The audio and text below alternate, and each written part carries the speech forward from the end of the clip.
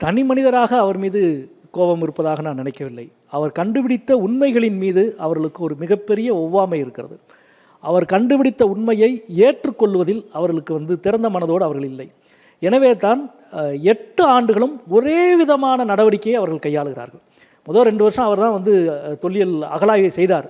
3ஆவது வருஷம் நீங்கள் அகழாய்வு செய்யாதீங்க, வெளியேறுங்க அப்படின்னாங்க. அவ்வளோ சிறப்பான ஒரு அகழாய்வை செய்தவருக்கு கொடுத்த பரிசு.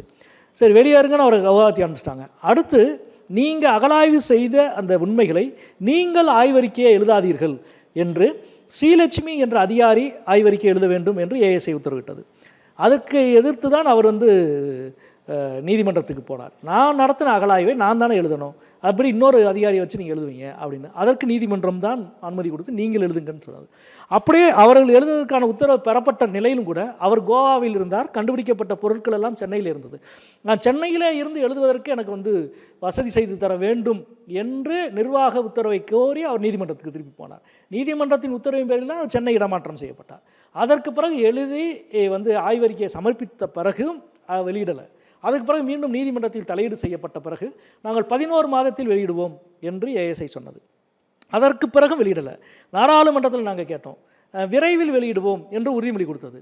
அதற்கு பிறகு வெளியிடலை. இந்த பின்னணியில் தான் கடந்த மாதம் 27ஆம் தேதி நாடாளுமன்றத்தினுடைய உறுதிமொழி குழுவினுடைய நிகழ்வுக்கு முன்னால் 8 நாளைக்கு முன்னாடி 21ஆம் தேதி அவர் விளக்கம் கேட்டு கூடுதலான அறிவியல் ஆதாரங்கள் தேவை அப்படின்னு சொல்லி அவர் விளக்கம் கேட்டு கடிதம் கொடுக்கப்படுகிறது. அப்படி உண்மையிலேயே கூடுதல் அறிவியல் ஆதாரம் வேண்டும் என்பது உண்மை என்றால் அவர்கள் அந்த கருத்தை நீதிமன்றத்தில் சொல்லியிருக்கலாம், அவர்கள் அந்த கருத்தை நாடாளுமன்றத்தில் சொல்லியிருக்கலாம். அப்பெல்லாம் சொல்லாமல் நாங்கள் 10 மாதத்தில் வெளியிடுவோம், 11 மாதத்தில் வெளியிடுவோம், வேகமாக வெளியிடுவோம் என்று சொல்லிவிட்டு கடைசியில் வேறு வழியே இல்லாத பொழுது கூடுதல் அறிவியல் ஆதாரம் வேண்டும் என்று சொல்கிறாங்க. அதனுடைய தொடர்ச்சியாக கடந்த 20 நாட்களாக தமிழ்நாட்டின் மிக மிக முக்கியமான ஒரு பேசுபொருளாக கீழடி அகழாய்வு அறிக்கை சார்ந்த விவாதம் நடந்து கொண்டிருக்கிறது.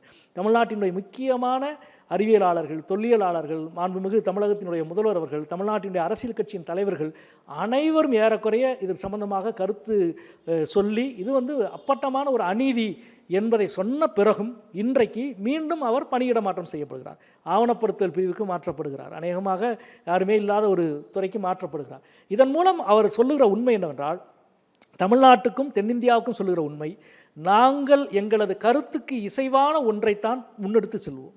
எங்கள் கருத்துக்கு இசைவாக ஒரு கண்டுபிடிப்போ, ஒரு அதிகாரியுடைய செயல்பாடோ, ஒரு உண்மையோ இருந்தால் அதை அவ்வளவு எளிதில் நாங்கள் அங்கீகரிக்க மாட்டோம் என்பதைத்தான் அவர்கள் தங்களது தொடர் நடவடிக்கையின் மூலமாக வெளிப்படுத்தி கொண்டிருக்கிறார்கள் என்று நான் நினைக்கின்றேன்.